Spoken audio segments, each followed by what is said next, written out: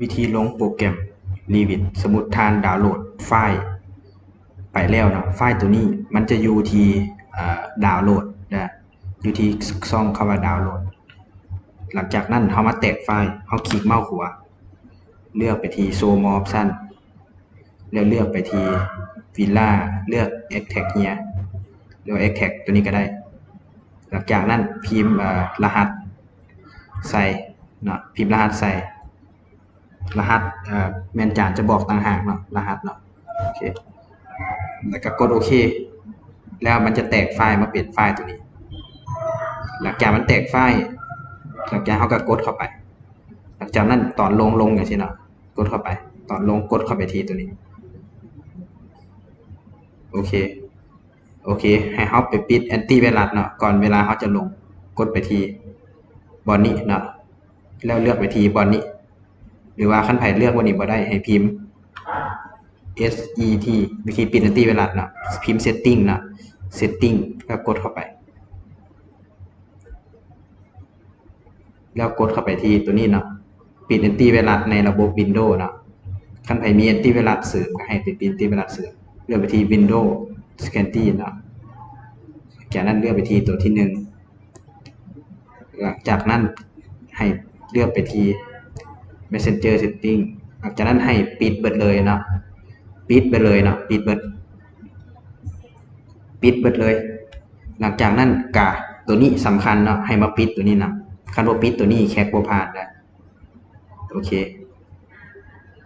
เดี๋ยวเอาไว้ตอนแคปก่อนเดี๋ยวจึงมาบอกใหม่ทีนึงแล้วก็ไปกดลงนะแล้วก็ไปกดไปที่ Setting นี่คลิกเข้าไปมันจะโหลดอย่างนั้นเนาะแล้วมันก็จะขึ้นซองอันนั้นขึ้นมารอแป๊บนึงคือตัวนี้จะลงไปแล้วรอบหนึ่งเนาะมันเลยบ่ขึ้นไปมึงมันจะขึ้นซองนั้นขึ้นมาแล้วให้นักเรียนกดไปเนาะกดไปแล้วมันจะลงไปแล้วคอมบางหน่วยมันจะมอดคอมเขาจะมอดลงแบบหนึ่งเนาะบ่เป็นอย่างเป็นอาการปกติคอมเขาจะมอดลงมาหนึ่งให้เขาเปิดคอมขึ้นมาใหม่แล้วมากดบอนี่อีกทีหนึ่งแล้วบอนี่มันจะลงแท้มันจะติดตั้งแท้เนาะมันจะติดตั้งแท้ประมาณ10 นาทีหลังจากติดตั้งแล้วบอนี่ให้เขามาแคปโปรแกรมวันนี้เวลาเขามอดคอมเปิดใหม่แอนตี้ไวรัสเขามันจะเปิดขึ้นอีกเนาะให้เขามาทำการปิดแอนตี้ไวรัสก่อนพิมพ์ set กดเข้าไป setting อันนี้คือวิธีแคปโปรแกรม Revit นะวิธีแคปโปรแกรม Revit กดไปที่ตัวนี้แล้วกดไปที่ตัวนี้ Windows Security ดิกดไปที่ตัวนี้แล้วกดไปที่ตัวนี้ Messenger Setting แล้วก็ปิดทั้งหมดนะหลังจากนั้นก็กดไปที่ Add ตัวนี้สำคัญเนาะให้มาปิดตัวนี้ว่าสั้นแค่ผ่าน Add or Remove หลังจากนั้นคือนี่จานกดไปแล้วนะกดตัวนี้นะหมายบวกนี่แล้วกดที่โฟลเดอร์นะแล้วเลือกไปที่ดิส PC นะดิส PC แล้วเลือกไปที่ช่อง C นะแล้วกด select folder ปึ๊บนี่นะคือนี่จานกดไปแล้วจะเป็นสีตัวนี้จะเป็นการป้องกันว่าให้มันแอนตี้เวลามันไปลึกแคคโปรแกรม Revit ของเขาวันนี้วิธีแคคให้กดเข้าไปที่คำว่าแคคแล้วก็จะมีตัวนี้เนาะแบ็กอัพให้มันแตกไฟล์ใหม่เพราะว่าตัวอยู่ในนี้มันอาจจะติดไวรัสแล้วคลิกเมาส์ขวาเลือก Show More Option แล้วก็เลือก Extract here เนาะ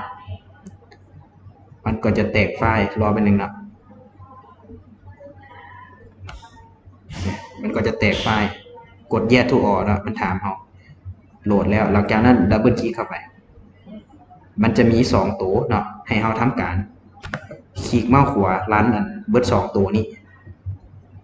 ธรรมดาลันได้ตัวเดียวตัวนี้1ก็ได้เนาะแต่ว่าลันเบิด2ตัวเลยซะเนาะแล้วก็หลังจากตัวนี้มันหายไปแล้วเนาะก็ให้เป็นลันตัวที่2ลันตัวที่2นี่ครับหลังจากลันตัวที่2นี่แล้วมันจบแล้วเนาะ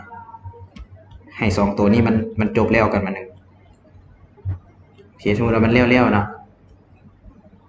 ให้ไปมันจะขึ้นอันนี้ขึ้นมาเนาะเวลาจะไปเปิดโปรแกรม Revit